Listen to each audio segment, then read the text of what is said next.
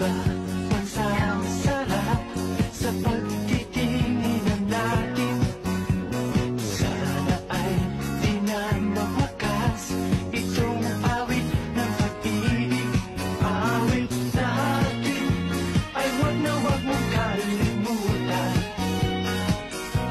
Pangako ko naman na lagi ka pakikinggan. Magpatay lang ba?